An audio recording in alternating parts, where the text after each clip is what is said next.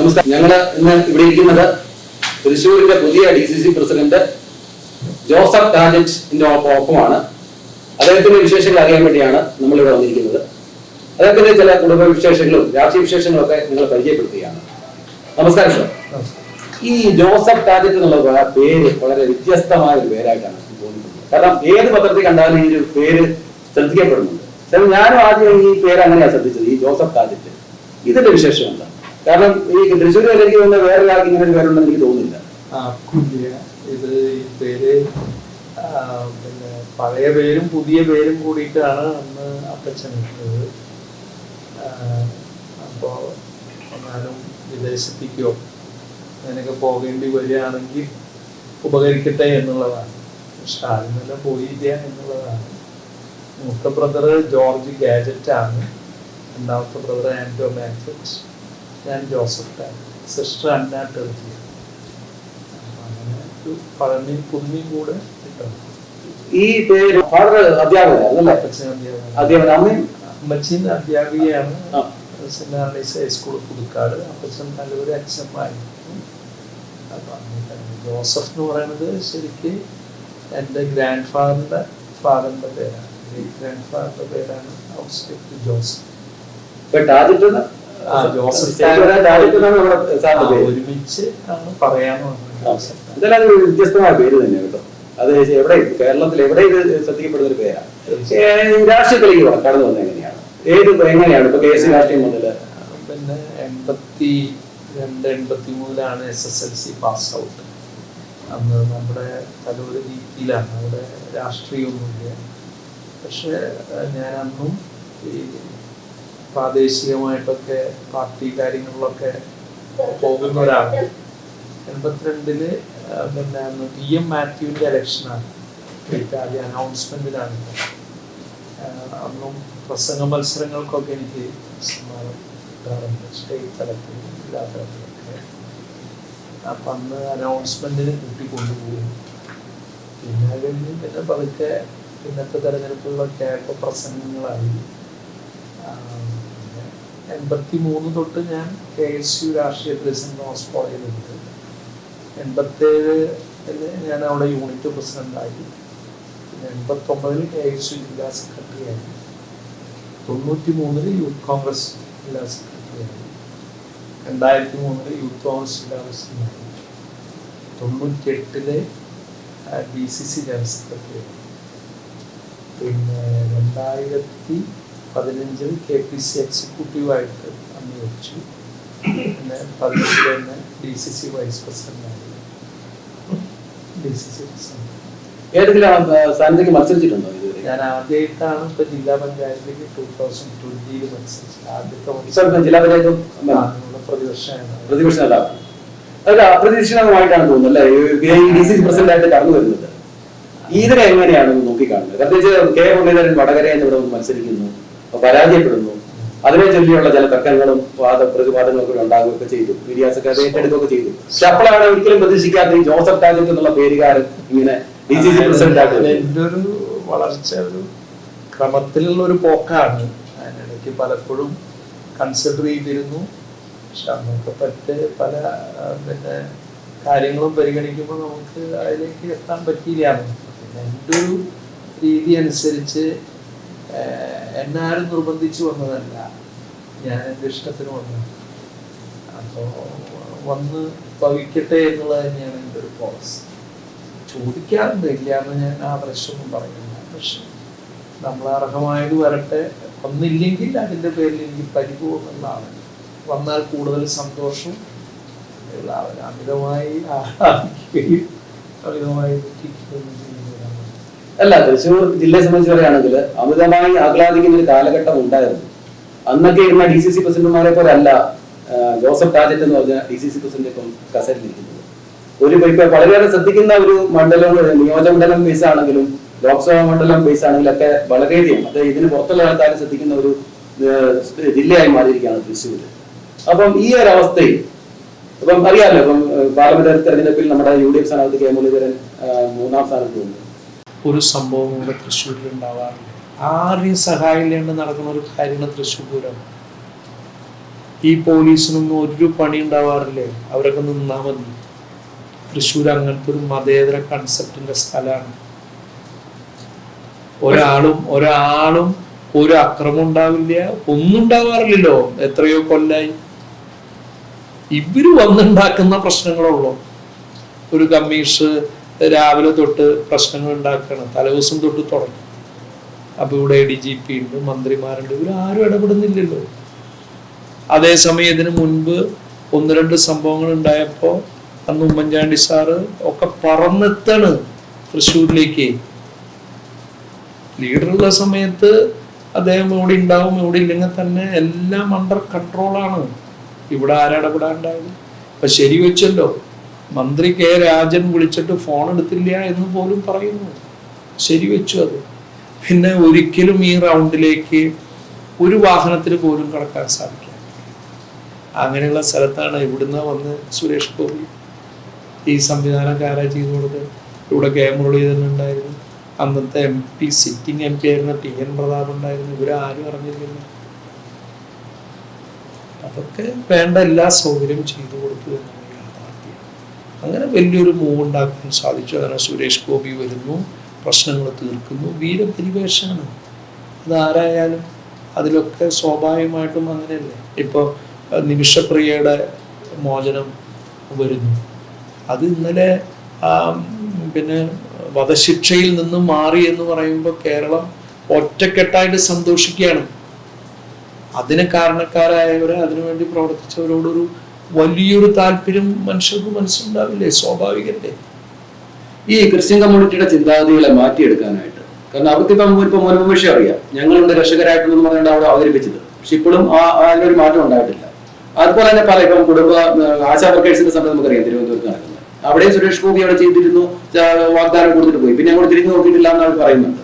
അപ്പൊ ഇവര് ചെയ്യുന്ന കാര്യങ്ങൾ പൊള്ളയാണെന്ന് വരുത്തി തീർക്കാൻ, പ്രത്യേകിച്ച് തൃശ്ശൂർ ഡിസ്ട്രിക്റ്റില് ഇങ്ങനെ ഒരു കാഴ്ചപ്പാട് ഉണ്ടാക്കി അവരുടെ ഇവര് കാണിക്കുന്ന ചിന്താഗതികൾ, ഇവർ പറയുന്ന കാര്യങ്ങൾ ശുദ്ധ അസംബന്ധമാണെന്ന് പറയാം മനസ്സിലാക്കി കൊടുക്കാനായിട്ട് DCC നേതൃത്വത്തിന് സാധിക്കുന്നുണ്ടോ? അല്ലെ, ഇത് മനസ്സിലാക്കി കൊടുക്കേണ്ട കാര്യം ഇത് എല്ലാവർക്കും മനസ്സിലായിട്ടുള്ള കാര്യമാണ്. ഞാൻ പറഞ്ഞല്ലോ, സുരേഷ് ഗോപിയുടെ ഇടപെടലായാലും ഏത് കാര്യത്തിലായാലും ഇവരിവിടെ വന്ന് ബിഷപ്പ് പാലസിൽ പോയി പിതാക്കന്മാരെ കണ്ടു, കേക്ക് കൊടുത്തു, ഓണത്തിന് കായക്കൊല കൊടുത്തു, ബൊക്കെ കൊടുത്തു. ഇതൊന്നൊക്കെ നടക്കുമ്പോൾ അപ്പുറത്ത് ഈ പറയുന്ന വൈദികരെയും കന്യാസ്ത്രീകളെയും അവരുടെ സ്ഥാപനങ്ങളിൽ അടിച്ച് തകർക്കാണ്. ഇപ്പൊ അരുണാട്ടേരി ഉണ്ടായിരുന്ന ഫാദറിനാണ് ജബൽപൂർ ഉണ്ടായിരുന്നത്. എന്തൊരു വലിയ എന്താ പറയാ അക്രമം നടന്നത്. അപ്പൊ ഇതൊക്കെ ഇവിടെയുള്ള എല്ലാവർക്കും അറിയാം. ഞാൻ പറഞ്ഞു വന്നത്, അങ്ങനെ ഇവരെ ക്രിസ്ത്യൻ കമ്മ്യൂണിറ്റിയെ അല്ലെങ്കിൽ ഏതെങ്കിലും ഒരു വിഭാഗത്തെ പറഞ്ഞു ബോധ്യപ്പെടുത്തേണ്ട കാര്യമൊന്നുമില്ല. തൃശ്ശൂരിലെ ജനങ്ങൾ പ്രബുദ്ധരാണ്. അവർ ദൈനംദിന ജീവിതത്തിലെ എല്ലാ കാര്യങ്ങളും രാഷ്ട്രീയമായി അവർക്ക് മനസ്സിലാകുന്നുണ്ട്. അവർക്ക് പറ്റുന്ന ഓരോ കാര്യങ്ങളും അവർ വിലയിരുത്തുന്നുണ്ട്, മനസ്സിലാക്കുന്നുണ്ട്. അതിൻ്റെ ഒരു പ്രതിഫലനം ഈ വരാൻ പോകുന്ന തെരഞ്ഞെടുപ്പിലുണ്ടാകും. ഇപ്പൊ കോൺഗ്രസിലെ ഒരു ഭാഗം, തൃശ്ശൂർ ജില്ലയിലെ ഒരു ഭാഗം കെ മുരളീധരനെ തോൽപ്പിക്കാൻ മനഃപൂർവ്വം ശ്രമിച്ചെന്നുള്ള ഒരു ഖ്യാതി പൊതുവിൽ പടരുന്നുണ്ട്. ഇവിടെ പത്രസമ്മേളനങ്ങളൊക്കെ നടക്കുന്നുണ്ട്. അപ്പം ഒരു പുതിയ DCC പ്രസിഡന്റായിട്ട് സാർ വന്നിരിക്കുകയാണ്. ഇവരെ ആരോപിക്കുന്ന പോലെ അതൊരു അങ്ങനെ ഒരു ആരോപണം ശരിയാണോ എന്താണ് സാർ പറയുന്നത്? ഇതൊരു ഫാബ്രിക്കേറ്റഡ് സ്റ്റോറിയാണ്. എന്ത് ചെയ്തതാണ് എനിക്ക് മനസ്സിലാവില്ല. ഞാനിവിടെ ഫുൾ സ്വിങ്ങിൽ രാഷ്ട്രീയ പ്രവർത്തനം നടത്തുന്നതാണ്. അന്ന് ഇവരെ ആരോപിക്കപ്പെടുന്ന എല്ലാവരും ഫീൽഡിലുള്ളവരാണ്. എല്ലാവരും ഇതിനെക്കുറിച്ച് മുഴുവൻ മനസ്സിലാക്കാതെ കണ്ട് ഓരോരുത്തരും പറയുകയാണ്. ഇവിടെ കോൺഗ്രസ് പാർട്ടിയെ സംബന്ധിച്ച്, UDFനെ സംബന്ധിച്ച് ഇതിനൊരു സ്റ്റൈൽ ഓഫ് ഫങ്ഷനിങ് ഉണ്ട്. ആ രീതിയിലാണ് ഇവിടെ എന്നും പോയിട്ടുള്ളത്. അത് തന്നെയാണ് ഇപ്പോഴും പോകുന്നത്. തെരഞ്ഞെടുപ്പ് കമ്മിറ്റിയുടെ chairman, DCC president, UDF chairman, ഇതൊക്കെ ഒരുമിച്ചാണ് വർക്ക് നടക്കുക. എന്ന് വെച്ച് ഇവിടെ എനിക്ക് അത്ഭുതം വരികയാണ്. ഓരോരുത്തർ പറയണേ ഇവരെ 4 പേരെ ഒരുമിച്ച് കണ്ടില്ല, 5 പേര്. ഈ പറയണത് ഞങ്ങളുടെ സിസ്റ്റം അനുസരിച്ച് ജില്ലയുടെ നേതൃത്വത്തിൽ ഇവരെല്ലാവരും ഉണ്ടെങ്കിലും, ഇപ്പൊ ഞാൻ DCC പ്രസിഡന്റ് ആണെങ്കിലും തെരഞ്ഞെടുപ്പ് സമയത്ത് ഞാൻ എൻ്റെ കോൺസ്റ്റിറ്റ്യുവൻസിയിലാണ് ഞാൻ പോവുക.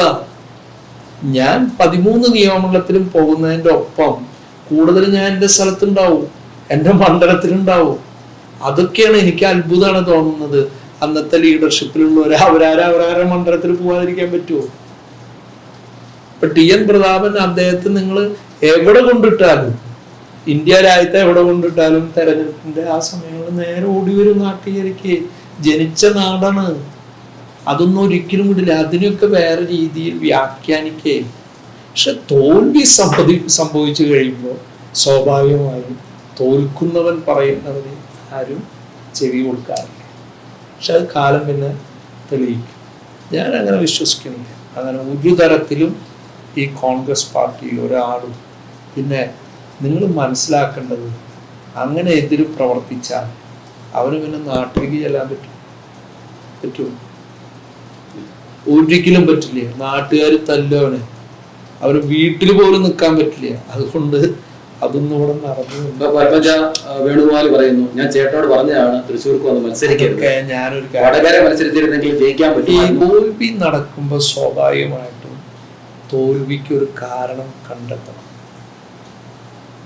ഇപ്പൊ ഞാൻ തോറ്റാലും ഞാൻ ഒരു കാരണം കണ്ടെത്തും. അത് മുഴുവൻ ശരിയായിക്കോണമെന്നൊന്നുമില്ല. പക്ഷെ യഥാർത്ഥത്തിൽ സംഭവിച്ചു ആരും അത് തോൽപ്പിക്കാനൊന്നും ശ്രമിക്കുന്നു. ഞാൻ അങ്ങനെ പറഞ്ഞു എന്നുള്ളത്, അവര് 2 പ്രാവശ്യം തോറ്റു, സ്വാഭാവികമായിട്ടും അവർക്ക് ഒരു വിഷമം ഉണ്ടാവും. അത് ഇങ്ങനെ വരുമ്പോൾ പറഞ്ഞു പോകുന്നതിനപ്പുറം യാഥാർത്ഥ്യമായിട്ടൊന്നും ഒരു ബന്ധമൊന്നും അങ്ങനെ ആർക്കും പറ്റില്ല. ഈ കെ കരുണാകരൻ മക്കൾ ഇവിടെ മത്സരിക്കുമ്പോൾ അവർക്ക് തോൽവി ഉണ്ടാകുന്നുണ്ടല്ലോ. ഇപ്പൊ തന്നെ ഇവിടെ പാർലമെന്റ് തെരഞ്ഞെടുപ്പ്, പിന്നീട് VM സുധീരൻ മത്സരിക്കുന്നു, വിജയിക്കുന്നു. TM പ്രതാപൻ മത്സരിക്കുന്നു, വിജയിക്കുന്നു. ലീഡർ ഇവിടെ മത്സരിക്കുമ്പോൾ ലീഡർ VV രാഘവനോട് തോറ്റുപോകുന്നു. അതുപോലെ തന്നെ പത്മജ വേണുഗോപാൽ ഇവിടെ 2 പ്രാവശ്യം തോക്കുന്നു. K മുരളീധരൻ ഇവിടെ ഇപ്പം 2ാമത്തെ തവണ തോക്കുന്നത്. ഇതിനെയൊക്കെ എങ്ങനെ? ഇവരുടെ ലീഡറിന്റെ ഒരു സാമ്രാജ്യമാണ് തൃശ്ശൂർ എന്ന് പറയുന്നത്. ലീഡർ വളർത്തിയവരാണ് ഇവിടെ ഉള്ളവരെല്ലാവരും. അങ്ങനെ കരുതി കൂട്ടി തോൽപ്പിച്ചു എന്നൊന്നും ഞാൻ വിശ്വസിക്കുന്നില്ല. സ്വാഭാവികമായിട്ടൊക്കെ ഓരോ സാഹചര്യങ്ങളാണ്, ഓരോ ട്രെൻഡുകളിലൊക്കെ വന്നപ്പെടുന്നതാണ്. ഇപ്പൊ പത്മജ മത്സരിച്ച 2 സമയം എന്ന് പറയുന്നത് വളരെ മോശമായ അന്തരീക്ഷമായി കോൺഗ്രസിനെ സംബന്ധിച്ച്. പിന്നെ അന്ന് ലീഡർ മത്സരിക്കുമ്പോൾ 96-ലാണ് ഇവിടെ തോറ്റു. പിന്നെ 98-ലാണ്. അപ്പോഴും ഇവിടെ LDF ആണ് ഭരണത്തിൽ. സ്വാഭാവികമായും അങ്ങനെയൊക്കെ വന്ന തോൽവി അതിനപ്പുറത്ത് അങ്ങനെ ഒരു ഇന്റൻഷനലി ഉണ്ടായെന്ന് ഞാൻ കരുതുന്നില്ല. പിന്നെ വ്യാഖ്യാനങ്ങൾ എന്ത് വേണമെങ്കിൽ കൊടുക്കാം. ഒരാളെ എങ്ങനെ പിന്നെ അടിച്ചമർത്താം, അതിനൊക്കെ ഇത് ഏറ്റവും നല്ലതല്ലേ. ഞാനിപ്പോൾ DCC പ്രസിഡന്റ് ആയിട്ടിരിക്കണം, എന്തെങ്കിലും സംഭവിക്കുമ്പോൾ അത് താഴ്ത്തിയിരുന്നുകൊണ്ടാണെന്ന് പറഞ്ഞാൽ അതാണ് എന്നെ താഴ്ത്താവുന്ന ഏറ്റവും വലിയ കാര്യം. അപ്പം ലീഡർ അന്ന് തോൽക്കുമ്പോൾ, അല്ലെങ്കിൽ ലീഡർക്ക് മക്കൾ അന്ന് തോൽക്കുമ്പോൾ സ്വാഭാവികമായിട്ടൊക്കെ അത് പറഞ്ഞ് അങ്ങനെ ഫലിപ്പിക്കുന്നതാണ്. അപ്പം തോൽവി സംഭവിച്ചവൻ പിന്നെ എന്തു പറഞ്ഞിട്ടും കാര്യമില്ല. അത് സമൂഹം അതിനൊരു നിറം ചാർത്തി കൊടുക്കും. ഇപ്പൊ ലീഡറും K മുരളീധരനും പത്മജയൊക്കെ ഞങ്ങളുടെ തട്ടകം തൃശ്ശൂരാന്ന് പറയുന്നെങ്കിലും അവരെ നിങ്ങൾ മുഴുവൻ പിടിച്ചു നിർത്തുന്നില്ല. അതാണ്. അങ്ങനെയൊന്നുമില്ല. ഇവിടെ എന്നും പിന്നെ എപ്പോഴും സ്വീകരിക്കുന്ന ഒരു കുടുംബം തന്നെയാണ് ഇവിടെ. എല്ലാ വർഷവും ലീഡറുടെ ജനനവും മരണവും ഒക്കെ, അതുപോലെ കല്യാണ കുട്ടിയായാലും ഒക്കെ ഇവിടെ വളരെ വിപുലമായ രീതിയിൽ തന്നെയാണ് ഈ ജില്ലയെ സംബന്ധിച്ചിടത്തോളം കോൺഗ്രസ് എന്നും ചെയ്തിട്ടുള്ളത്. ഇപ്പൊ ഈ കഴിഞ്ഞ ദിവസം ജൂലൈ 5-നായിരുന്നു അദ്ദേഹത്തിന് പരിപാടി. അതൊക്കെ വളരെ ഭംഗിയായി. കാരണം അത് ലീഡറുടെ പേര് പറയാതെ തൃശ്ശൂർ ജില്ലക്ക് കടന്നു പോകാൻ പറ്റില്ല. അന്നാണ് നമ്മൾ ടൗൺ ഹാളിലെ ആ പ്രതിമ നമ്മൾ കഴുകി വൃത്തിയാക്കി. അതൊക്കെ ഇവിടെ ആസ് യൂഷ്വൽ ചെയ്തു. അതൊന്നും ആരും പറയേണ്ട കാര്യമില്ല.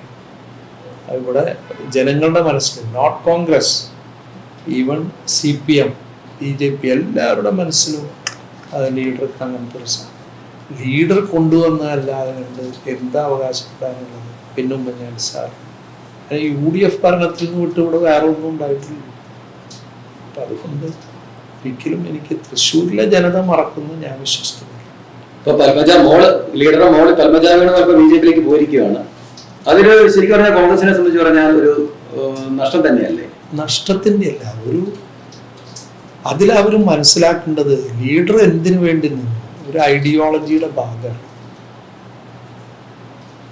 ഇന്ത്യൻ നാഷണൽ കോൺഗ്രസ് അതൊരു ദേശീയതയുടെ പര്യായമാണ്. ഈ രാജ്യത്തിന് വേണ്ടി പ്രബുരുതിയ പാർട്ടിയാണ്. അതിൽ നിന്ന് അവർ പോകുമ്പോൾ അവരാണ് ആലോചിക്കേണ്ടത്. ഇവിടെ നഷ്ടമല്ല.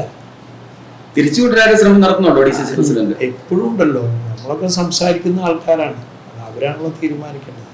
ഞങ്ങളിപ്പോ കൂടണയാം കോൺഗ്രസിലേക്ക് എന്ന് പറഞ്ഞിട്ട് ക്യാമ്പയിൻ നടന്നുകൊണ്ടിരിക്കുകയാണ് ഓഗസ്റ്റ് 15 വരെ.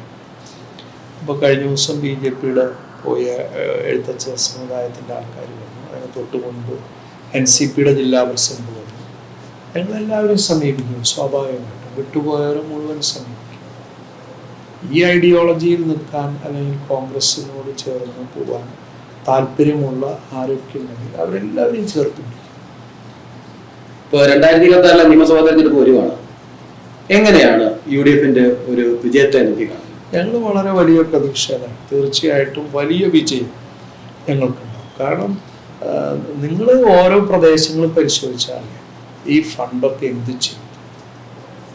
തദ്ദേശ സ്വയംഭരണ സ്ഥാപനങ്ങളിലേക്ക് ഒരു വർഷം തൃശ്ശൂരിനെ സംബന്ധിച്ചിടത്തോളം ഏകദേശം ജില്ലയ്ക്ക് 700 കോടി രൂപയാണ് അനുവദിക്കുന്നത്. ഈ 5 വർഷം കൊണ്ട് 300 ഒക്കെയാണ് ഓരോ വർഷം ചെയ്തിട്ടുള്ളത്. ഇപ്പോൾ വികസന രംഗത്ത് ഒന്നും തന്നെ നടന്നില്ല എന്ന് പറയും. ത്രിതല പഞ്ചായത്തിൽ കോർപ്പറേഷനും ഇത് തന്നെയാണ്. അപ്പോൾ 1100 കോടി റുപ്പീസാണ് 5 കൊല്ലം കൊണ്ട് ഈ ജില്ലയ്ക്ക് നഷ്ടമാക്കി. അതിന് ഓരോ പ്രോജക്റ്റ്, എന്ത് പ്രോജക്റ്റ് ഇവർ കൊണ്ടുവന്നാണ്. അപ്പോൾ വികസനം എന്ന് പറയുന്നത് തീരെ ഇല്ല എന്നുള്ളത് അവർക്കും അറിയാം, ജനങ്ങൾക്കും അറിയാം. സ്വാഭാവികമായിട്ടും വലിയ വിജയം തന്നെയാണ് ഞങ്ങൾ പ്രതീക്ഷിക്കുന്നത്. അല്ല, പഴയ കാലത്തൊക്കെ നമ്മള് ഉമ്മൻചാണ്ടി സാർ, രമേശ് ചെന്നിത്തലയുടെ കാലം വരെ ഒരാളെ മുൻനിർത്തിയാണ് നമ്മൾ തെരഞ്ഞെടുപ്പിന് നേരിട്ടുള്ളത്. UDF സംവിധാനം കരുണാകരനാണെങ്കിലും AK ആന്റണി ആണെങ്കിലും ഉമ്മൻചാണ്ടി ആണെങ്കിലും രമേശ് ചെന്നിത്തലയൊക്കെ ആണെങ്കിലും. പക്ഷെ ഇപ്പൊ ഒരു നേതാവിനെ നമുക്ക് എടുത്തു കാണിക്കാൻ പറ്റുന്നുണ്ട്. അങ്ങനെ ഒരു കാലത്തും ഒരു നേതാവിനെ മുൻനിർത്തി കോൺഗ്രസ് ഫൈറ്റ് ചെയ്തിട്ടില്ലേ. ഞാൻ മനസ്സിലാക്കിയെടുത്തോളം AK ആന്റണികളെ ഇപ്പോൾ കരുണാകരനുണ്ട്, കരുണാകരനുകളെ AK ആന്റണി സാറുണ്ട്, അങ്ങനെ എല്ലാവരും ഉണ്ട്. AK ആന്റണി സാറുള്ള ഇപ്പോൾ ഉമ്മൻചാണ്ടി സാറുണ്ട്, അന്ന് കരുണാകരനുണ്ട്, എല്ലാവരും ഉണ്ട്. അങ്ങനെയൊന്നുമില്ല. സ്വാഭാവികമായും പിന്നെ ജനങ്ങൾ പ്രതീക്ഷിക്കുന്നുണ്ടാവാം. അല്ലാണ്ട് കോൺഗ്രസ് പാർട്ടിൻ്റെ ആണെന്നൊന്നും പറഞ്ഞിട്ട് ഒരിക്കലും മത്സരിക്കാനില്ല. പക്ഷെ ജനങ്ങൾ പ്രതീക്ഷിക്കും ഈ പ്രാവശ്യം ലീഡറാവും, അല്ലെങ്കിൽ ഈ പ്രാവശ്യം AK ആന്റണി സാറാവും, അല്ലെങ്കിൽ ഉമ്മൻചാണ്ടി സാറാവും എന്നൊക്കെ ജനങ്ങൾ പ്രതീക്ഷിക്കും. അപ്പൊ 2026 തെരഞ്ഞെടുപ്പ് UDF അധികാരത്തിലെത്തിയാൽ ആരായിരിക്കും മുഖ്യമന്ത്രി? അല്ല, അതിൻ്റെ ഒരു പ്രസക്തി ഇല്ലല്ലോ. ഞങ്ങളെ സംബന്ധിച്ച് പാർലമെന്ററി പാർട്ടി കൂടി തീരുമാനിക്കുക. AICC ഇന്നേ ഒരാളുടെ പേര് ഇതുവരെ ഞാൻ രാഷ്ട്രീയത്തിൽ വന്നിട്ട് 43 കൊല്ലം ഇതുവരെ അങ്ങനെ പറഞ്ഞായിട്ട് എൻ്റെ ശ്രദ്ധയിൽപ്പെട്ടിട്ടില്ല. കഴിയും പാർലമെന്ററി പാർട്ടി കൂടും, സ്വാഭാവികമായിട്ടും തെരഞ്ഞെടുക്കും. ഈ DCC പ്രസിഡന്റ് അല്ലേ 2026 തെരഞ്ഞെടുപ്പില് തൃശ്ശൂർ ഡിസ്ട്രിക്റ്റിൽ ഏതൊക്കെ മണ്ഡലങ്ങളായിരിക്കും UDFന് അനുകൂലമായിട്ട്? അല്ല, അങ്ങനെ ഞാൻ ഓരോന്നും പഴയ കാലത്തൊക്കെ നമുക്കറിയാം പറയുന്നില്ല. ഇപ്പൊ ആ അന്തരീക്ഷമൊക്കെ മാറി. ഇപ്പൊ ഏത് സീറ്റും കോൺഗ്രസിന് കിട്ടാവുന്ന സ്ഥിതിയാണ്. ഇപ്പൊ ഏറ്റവും ഇത് പറഞ്ഞ ചേലക്കര 39,000 40,000 ഞങ്ങൾ 15,000 വരും. അപ്പൊ എന്തും പിടിക്കാം. കൊടുങ്ങല്ലൂര് TM പ്രതാപൻ ജയിച്ച സ്ഥലമാണ്. ഇപ്പൊ 500 ചില്ലാനും വോട്ട് മാത്രമാണ് വ്യത്യാസം. അപ്പൊ എങ്ങനെ വേണേന്ന്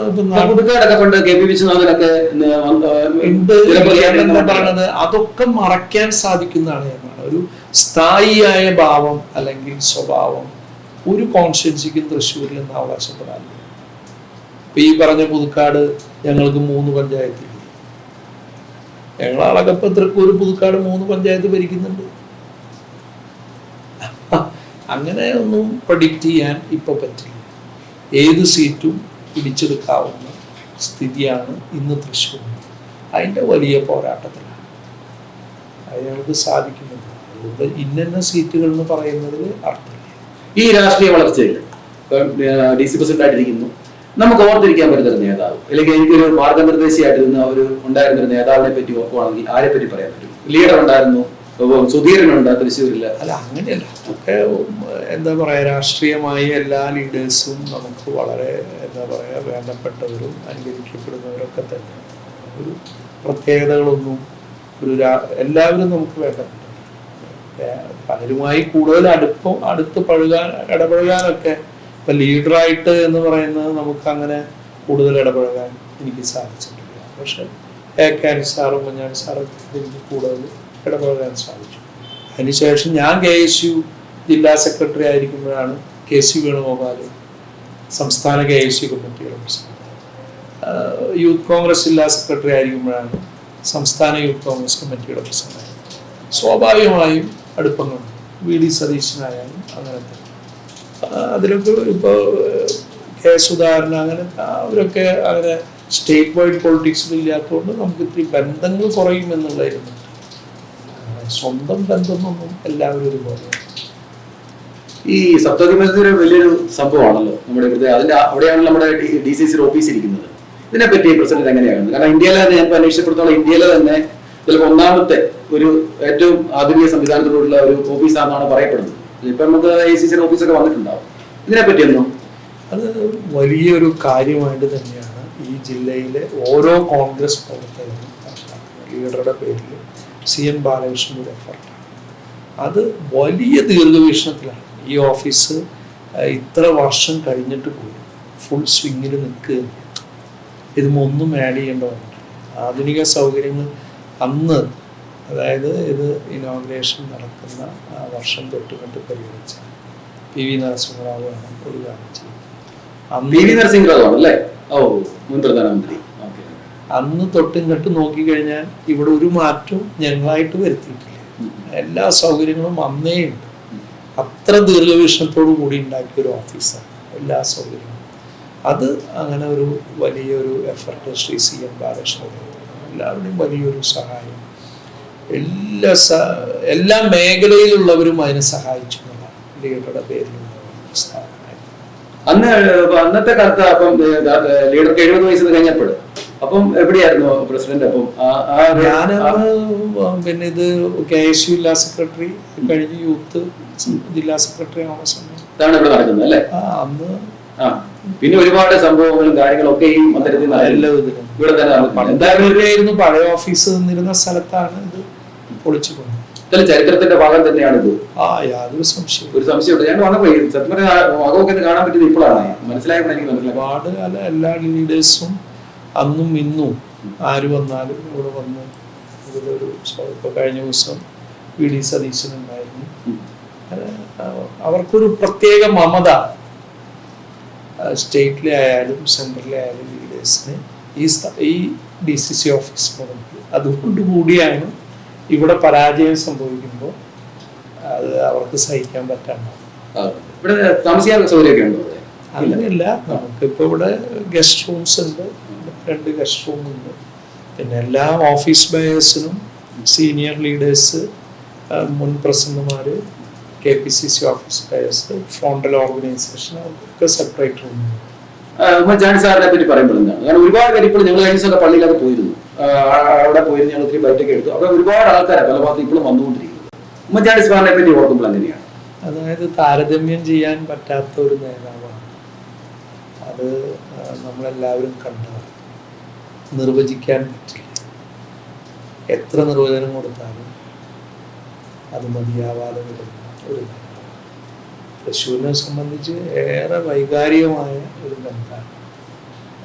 കോട്ടയമാണെങ്കിലും തൃശ്ശൂരിനോട് എന്നും ഒരു പ്രത്യേക താല്പര്യം, പ്രത്യേകിച്ച് നമ്മളോടൊക്കെ വലിയ താല്പര്യം കാണിച്ചിരുന്നു. ഇപ്പോൾ 2ാം വാർഷികമായിട്ട് നമ്മൾ ഇന്ന് സാധാരണ നമ്മൾ ഇവിടെ പിന്നെ പുഷ്പാർച്ചനയും കാര്യങ്ങളുണ്ട്, താഴെ സ്മൃതി കൊണ്ടകം വെച്ച്. പിന്നെ നമ്മൾ ഇന്ന് അനുസ്മരണം വെച്ചിട്ടുണ്ട്. VK ശ്രീകണ്ഠനാണ് വരുന്നത്, പിന്നെ ജോർജ് പുളിക്കൻ പങ്കെടുക്കുന്നുണ്ട്. എല്ലാ മണ്ഡലങ്ങളിലും വാർഡുകളിലും ബ്ലോക്കിലൊക്കെ സമാനമായ രീതിയിൽ വലിയ പരിപാടികളുണ്ട്. അന്നദാനമുണ്ട്, രക്തദാനമുണ്ട്, ജീവകാരുണ്യ പ്രവർത്തനങ്ങൾ നിരവധിയുണ്ട്. ഈ ഉമ്മൻചാണ്ടി സാറിനെയും നമ്മുടെ തൃശ്ശൂരിന്റെ സ്വന്തം ലീഡറെയും കൂടെ കമ്പയർ ചെയ്യുമ്പോൾ എങ്ങനെയാണ്? അത് രണ്ടും രണ്ടല്ലേ, അങ്ങനെ കമ്പാരിസൺ ഒന്നും അതിൽ പ്രസക്തിയില്ല. ഒരു വ്യത്യസ്ത തലത്തിലാണ് രണ്ടുപേരും കാണുന്നത്. രണ്ടുപേരും അവരാര് അനുവർത്തിച്ചു വന്നിരുന്ന ശൈലിയിൽ ആർക്കും തകർക്കാൻ പറ്റാത്ത രണ്ടുപേരും കടന്നു വന്നിട്ടുണ്ട്. സ്വാഭാവികമായിട്ടും അതിൻ്റെ ഒരു പിന്നെ ഉമ്മൻചാണ്ടി സാറിൻ്റെ ഇതൊക്കെ സ്വാഭാവികമായിട്ടും സാധിക്കുന്നതാണ്. നമ്മളൊക്കെ 2026 തെരഞ്ഞെടുപ്പില്, നിയമസഭാ തെരഞ്ഞെടുപ്പില് ഞങ്ങൾക്കൊരു സ്ഥാനാർത്ഥിയും ഒരു MLA ഒക്കെ ആയിട്ട് കാണാൻ പറ്റും. ഞാനിപ്പോൾ അങ്ങനെ ചിന്തിക്കുന്നില്ല. എന്നെ സംബന്ധിച്ച് എന്നെ ഏൽപ്പിച്ചിരിക്കുന്ന ഒരു ഉത്തരവാദിത്വം എന്ന് പറയുന്നത് പാർട്ടിയെ ട്രാക്കിൽ കയറ്റാൻ വിജയിപ്പിക്കുക. അതിനാണ് എൻ്റെ പ്രിഫറൻസ്. അതിൻ്റെ അപ്പുറത്ത് ഞാനൊന്നും ഒരു സ്ഥാനാർത്ഥി ആവണതിനെ കുറിച്ചോ MLA ആവണതിനെ കുറിച്ചൊന്നും ഞാനിപ്പോൾ ചിന്തിച്ചിട്ടില്ല. ഇപ്പം എൻ്റെ മുന്നിൽ ഈ അജണ്ട മാത്രമാണ്. തദ്ദേശ സ്വയംഭരണ സ്ഥാപനങ്ങൾ പിടിക്കുക, അസംബ്ലി പിടിക്കുക. അതാണ് എന്നെ ഇതിൽ നിയമിക്കുന്ന സമയത്ത് ലീഡർഷിപ്പ് ആവശ്യപ്പെട്ടില്ല. അത് ഞാൻ ഭംഗിയായി. ഞാനിപ്പോൾ കുടുംബകാര്യങ്ങളെ പറ്റി, കുടുംബത്തെ പറ്റി ഒന്ന് പറയുന്നു. ഭാര്യ, മക്കളവരുടെ പേര്, ഫാദറും മദറൊക്കെ അവിടെ. അച്ഛനും അമ്മച്ചിയും അവിടെ, അപ്പച്ചൻ അവിടെ സ്കൂളിൽ ഹെഡ് മാഷായിരുന്നു, ജോസ് തട്ടിൽ എന്ന് പറയും. വീട്ടുകാര് തട്ടിൽ നടക്കില്ല. അമ്മച്ചി കൊച്ചി ക്രൈസ്, അമ്മച്ചി പുതുക്കാട് സെന്റ് ആന്റണീസ് ഹൈസ്കൂളിൽ ഹിന്ദി അധ്യാപികയായിരുന്നു. അമ്മച്ചി ഇവിടുത്തെ മുൻ മേയർ ജോസ് കാട്ടുകാരൻ്റെ സഹോദരിയാണ്.